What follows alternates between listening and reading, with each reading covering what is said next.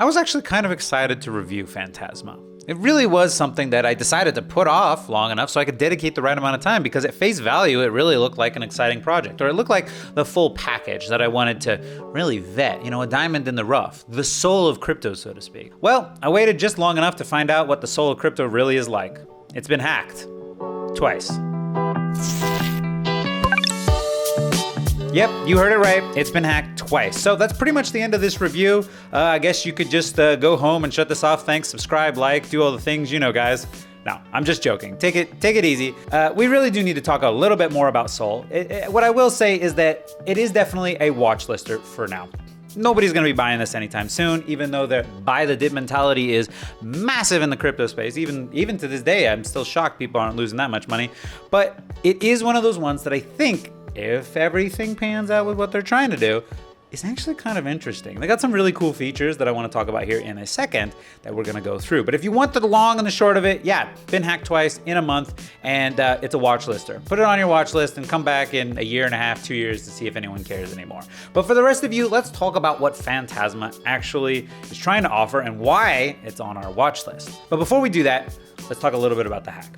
The hack, well, it really wasn't a hack on Phantasma itself. Now, Phantasma is native to Neo and has branched out to BSC, Binance Chain, and Ethereum Chain. So it wants to create its own sort of blockchain, and I guess I'm kind of talking about what it is at the same time, is it wants to make blockchain developing interoperable, right? Obviously, this is something we've seen in a lot of other projects, but they're already on 3 chains, so to speak, and I guess I'd say that's progress, right? Well, it seems like the hack was actually due to something on Binance Chain.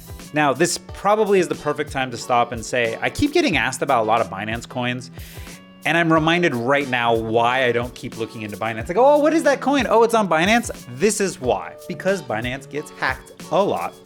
Binance has a lot of rug pulls on it. Those 2 facts are the main reason why I don't really mess with Binance at all.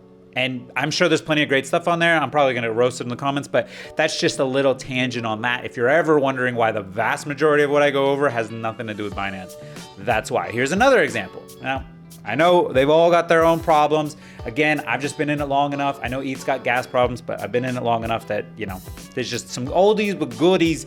They still ring true. Anyway, the hack was related to something to do with the cross-chain capability between it and Binance Chain, specifically on the Binance side. So really, it wasn't necessarily to the fault of Phantasma. However, obviously the developers have to deal with it, and the developers are the ones who coded it. So yes, they are responsible to some degree, but safe to say, they have it locked down, it has been stopped, and everything related to it, it seems as though is being remedied, or at least they're trying to. 4 to 6 weeks was their lead time on how long it might take for this to happen.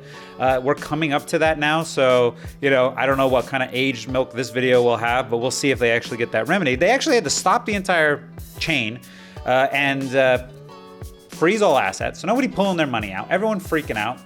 Price not doing too bad, and we'll take a look in a second. Surprisingly, considering all that fact, but it's probably because nobody can sell, right? You got to think about that. But yes, they're going to airdrop everybody, and they're going to come out the other side, hopefully stronger, as they all say in the dev community. So time will tell on there. That's the hack pretty much summarized. What I will say is just about everybody in the community of Phantasma knows about it and is not happy about it. Even the people who are well dedicated, there's this group called Soul Masters, where it's basically if you stake a very large amount, you become a Soul Master. You get this title, which allows you to get a little bit more incentives throughout the community. Even some of them are getting a little disgruntled just because they can't pull out their money. They're not sure about the information out there. If you are looking for information, Telegram apparently is the place to go. Discord, the devs do not talk in Discord, again, apparently. But you can see a lot of community members talking in both those spaces, the Telegram and the Discord, basically giving out information. As of yet, the project is still frozen entirely and nothing has come out the other side. But enough with the entire FUD. Let's talk about the good sides and why we have this on a watch list. As I said before, it's been hacked. That's probably enough for a lot of people to stop right there. What are the benefits and why do you want to get involved? Well, in order to do that, let's take a look at the screens. The coolest thing about Phantasma is really the entire package they're trying to bring to the table. Now, again, a lot of projects offer certain special, unique features that they're all trying to get people involved with. And building a project in which developers are enticed to come to just seems to be the running theme for a lot of these like layer 1, layer 2s, where they just want to be these features that everyone comes to and builds on top of their layer 3s, layer 4s, etc., right? Phantasma sits in this category. It's trying to develop a place for developers to build on top of all the apps that you want on top of their blockchain. Again, they're trying to make it so that it's easy enough to build on multiple blockchains. They started off on Neo. Do not ask me why, I have no idea. I don't have even a Neo wallet. Leave a comment if you have a Neo wallet. If you've ever used Neo before, leave a comment. I can't even imagine how many. I'm gonna guess one if I get a comment. Let's see. The main thing they're really trying to bring to the table is that interoperability and a bunch of features together. The biggest feature being the smart NFTs, or at least the biggest feature that enticed me. So smart NFTs sounds like it might be a bit of a gimmick, to be honest. And even when I read through it, I'm not as versed perhaps as I should be, being the guy on YouTube, about the capabilities of NFTs on other platforms. Now I know that they have certain limitations and a number of them can be wrapped and do certain things that don't make them safe. But basically, smart NFTs are all the features you would imagine that an NFT should have regardless, right? You'd wonder why it doesn't have this at all. But specifically that they're talking about, it's very interesting. So they're talking about programmability, so that there's gonna be a ROM and a RAM part of it, where basically the ROM being the immutable part of the NFT, the ownership and all the data behind it, that who created it, etc. And then RAM will be the features that you will be able to change over time. So basically, if you had an in-game item, that could be upgraded, right? That would be that. And again, it sounds like stuff that NFTs will already be able to do. So I'm not sure if they're packaging in a different way or if they actually are really bringing something new to the table. They want to make it multi-layered, so that means that it will be able to encompass other NFTs, or essentially multiple NFTs will be able to build one bigger NFT. And they go to use an example, and I believe either here, yeah, right here, car parts for a car are all individual NFTs, and then the car itself is the race car you drive as all the layered NFTs. Kind of cool when you think about it that way. Again, they're just explaining it in a really nice way. So if other platforms have this, I would love to know your comments. Let me know if there's another platform that has this already working, but that sounds like it should be. That sounds like the NFTs in the future I'm expecting.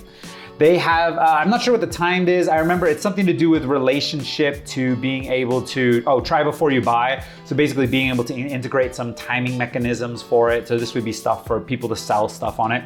Again, I would think those features would be added into NFTs. Minting on demand, which is kind of cool. So features, you'd be able to build them as they're made. So instead of developing 1,000 NFTs and you got to sell them, it's like as the people want them, they buy the NFT and mint it right on place as it goes, instead of like having them all minted predetermined. Again, I know that that's a possibility, but we're seeing them all being incorporated here together. Next thing will actually incorporate being able to group in other assets or other things into it, so it's kind of like the layered NFT side, but it will be a little bit like being able to, and the example they use here is being able to incorporate sort of a chest, so to speak, of perhaps tokens that you can release based on timing, again, or some sort of unlock period, and you would win that as a chest inside of itself. So again, bringing that loot box scenario to the NFT. Again, I'm not sure if that hasn't been heard before. And then lock your content, being able to lock it so that it's not capable from being accessed by someone else unless it's specifically used with this particular wallet, etc. So yeah, I don't know. Those really sound like some cool features. Again, I'm starting to dabble more in NFT world because it is new. At first I was shying a little bit away from the art side, but I'm looking for more of those utility-based NFTs that are gonna power the real world. You know, we're talking real estate transactions, we're talking your ID in the real world in the future. They're all gonna be NFTs. So all these features related to integration on how they're gonna actually connect and have cool features, I think is fantastic. So this is the biggest thing that really drives me behind Phantasma. And within that, I also mentioned that they are trying to be a one-stop shop. So they not only do they have all the other features that they're going to try and be they have your on-chain governance, they have a DAO, they're gonna be able to have an entire ecosystem for developers to build on with incentives, etc. But they also wanna bring a lot of assets that would be similar to the table that other chains would bring traditionally. So something like Filecoin, they wanna already have their own decentralized storage solution on this project itself, like on this chain. So they're gonna provide their own ability to be able to lock up megabytes and gigabytes in the future so that you can actually just straight up call them from within that project itself, making it easier for developers, right? That's obviously a huge incentive for them. Like that's why they would come to a platform, because it's easy to code, right? Decentralized storage solutions is going to be massive because a lot of these things are gonna end up needing storage, as we know. So right now they'd have to reach out to like IPFS, which although is already becoming a standard, it might be weird not to be able to integrate. They talk about interoperability, so we'll have to see how that goes. Their framework for swapping is also built in, integrated immediately. So you can just transition between tokens that have been linked up immediately. Now, I imagine that this is part of the problem that led to the hack. So we have to take that with a grain of salt, but what they're trying to accomplish is cool. And I wanted to say that, and the reason for the pause is because, I'm thinking about something that Vitalik said about the bridge being the most unsecure part of the entire thing. So Ethereum is safe as hell, but the minute you try to transition between one to another through a bridge, all the security breaks down, and that's the weakest link. This is probably gonna be the weakest link of the whole thing, and maybe they'll scrap it, I don't know. But again, trying to bring that to the table so it's very easy for developers. They wanna have their own inbuilt oracle. Now, why you would wanna separate yourself out, again, is for ease of use inside its own platform so you don't have to externally go outside. Link will be a massive oracle in the future. It's already the biggest one there is, hands down by far. Link is an awesome oracle provider out there in the crypto space. I don't know how that's going to necessarily work, if people are going to want to use this one when that one has probably become the industry standard. But the concept, again, ease of use for developers being built into their platform is really going to be one of the main driving points. And again, all these things, you can see they're really just one page that we're talking about. Well, I guess that's literally two as I say it, but they're talking about how they're going to go about it. Again, I want to see the real world examples of it working. So finding out those projects that have finished completion of a complete app and going through, they do have a list of a number of them. I'm going to take a look at that post-hack and actually vet how this project's doing. So stick out for that video. This is a perfect opportunity. If you do appreciate the content or you want to find out how that goes, subscribe, like, either one of those are great. I'm just gonna plug it in there and then I'll move right along. They also are gonna have their own integrated name system. So like the whole DNS aspect that crypto's already building in, they're gonna have one in their own house. So you can, instead of having to use blockchain addresses, you can use names of people to basically send them addresses or communicate, exchange within their own project. So that's another feature that's just being brought inside. And then obviously we're talking about the NFTs that I talked about, the smart NFTs, that they really are gonna be the main powering feature house behind the entire thing. So all this just needs to be encompassed, that goes back to, this is the main reason why you would put this on your watch list. If you think any of those features being brought together to make it easy for developers to build on, that might entice developers, will be good or used in the future, then that's the bet for you. That's why we're keeping this on a watch list. This is basically the long and the short of everything they have to offer, and pretty much where I'm going to stop it as far as in depth before they, to see how they do from the hack, because we have to see how they come out the other side, because none of this matters if people don't regain confidence. Now, let's take a look at but while we're here, we gotta obviously take a look at the price. I'm gonna talk about tokenomics real quick. So the tokenomics initial supply was just released with 94 million, right? Just initially released with 94 million, and they have a planned 3% inflation rate, apparently indefinitely, it doesn't seem to have a cap, every year, which will be distributed amongst the Soul members, who are the people who locked up a certain amount. I think it's like 50,000. And then you also have to developers, there's another 1/3 of that, and then the other 1/3 is to the actual team. So incentives, the team, and to stakers who are specifically staking their Soul already. And you can see the circulating supply is already up to 105 million. So we've already increased that. Inflation being fixed at 3%. It's not terrible. It reminds me of just the US economy. So it's like, hey, if there's a known inflation rate, then it might make sense. And it should be interesting to see how that tokenomic model works in the crypto space. We haven't seen anything go for a very long time. So I don't know which one's gonna win, but it'll be very interesting.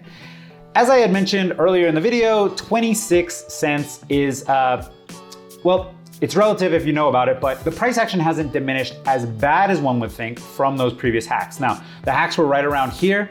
Now, if we zoom down a little bit, the hacks were over here in April. So we had one in April 2nd, I believe, and then another one at the end of April. It might've been related to this dip here, but because they froze the assets, I would assume is probably related to the lack of drop off here. Now, I think there would have been a lot more people trying to pull out, assuming this, and obviously this general downtrend is just because of the state of the market right now, and we have to give it that fair shake. It is what it is. All altcoins are going down because Bitcoin, obviously. So 26 cents at a high of previous. Well, let's make sure that is the high. Let's zoom out here. And yeah, we were at about 360. I think we could go a little higher, about 360.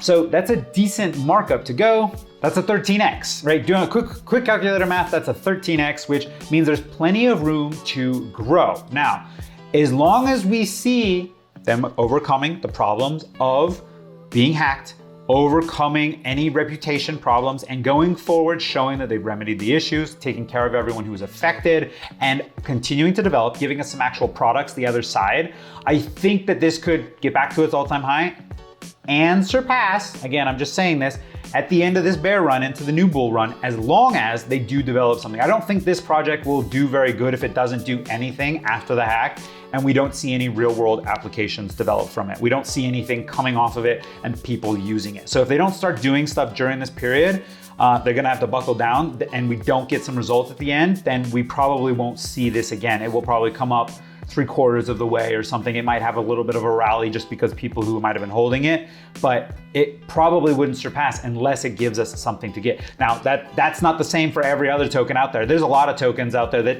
don't have to have anything, and they're gonna surpass anything just because the retail sentiment's there. So you have to remember that it's all about perspective, how people feel about it.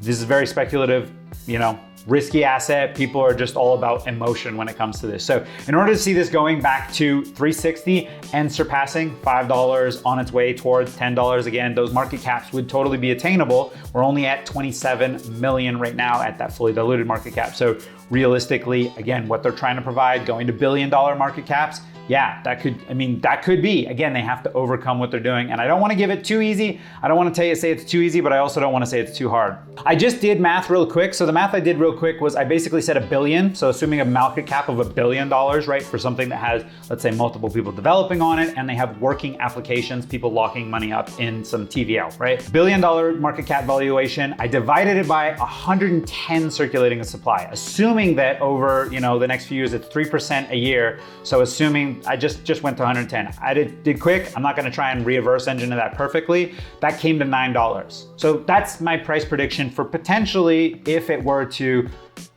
do some stuff, fix its name, and work it out. Not financial advice, wild speculation, obviously at this point, but if it were able to recover, we have to, huge disclaimer here, if it were able to recover. Okay guys, if it were. But it's on my watch list. This is why it's on my watch list, because I feel like that could be an easy $9, $10. Outside of this, they do have a number of followers and people inside of that community. Their Twitter has 44,000.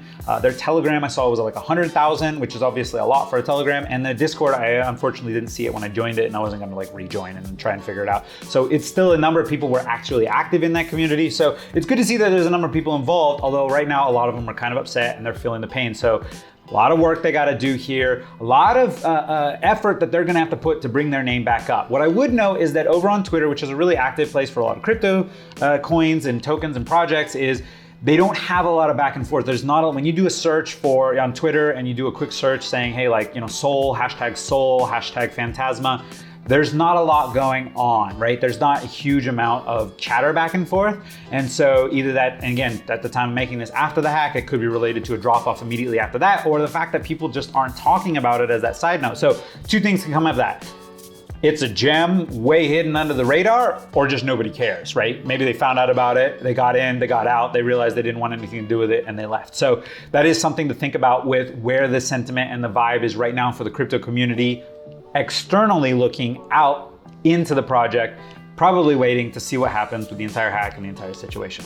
So that's an entire wrap up. So I'm gonna wrap it up here. Again, I wanted to talk about those main features that I really thought were the reasons I'm gonna put this on my watch list. Again, if it hadn't gone through this, I would have easily said, yeah, this is a great one. Cool, let's look out for the other side of the bear run and see if this can go to $10. But as it stands right now, I wouldn't pick up any until you could actually see something come out the other side. They fix the hack, they get people back on board, and they do a heavy marketing campaign to showcase what they're doing, why you would want to get back involved with them, and really get people excited about it again.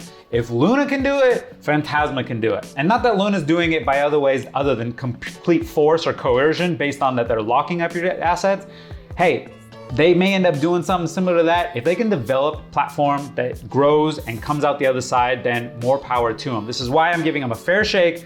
Right now, the token is probably in a place that you just want to put it on that watch list again. All right, guys, if you found any value out of this or entertainment, usually my stuff is more entertainment. I'm not sure what value I give these days. I'm just ranting at the camera, and hopefully you guys like it. But if you did, you know what to do. Like, subscribe, those things really do help the channel and I appreciate it. But I also want to remind you, leave a comment down below because that's really where a lot of this interaction comes from. I wouldn't have found out about this project if it hadn't have been for one of the viewers, and I'm really thankful to you. I'll give you a shout out if I can find it, although I don't even remember what video I was on. So shout out to you if you're still watching. I appreciate it. Leave a comment down below yourself and I'll give you a high five.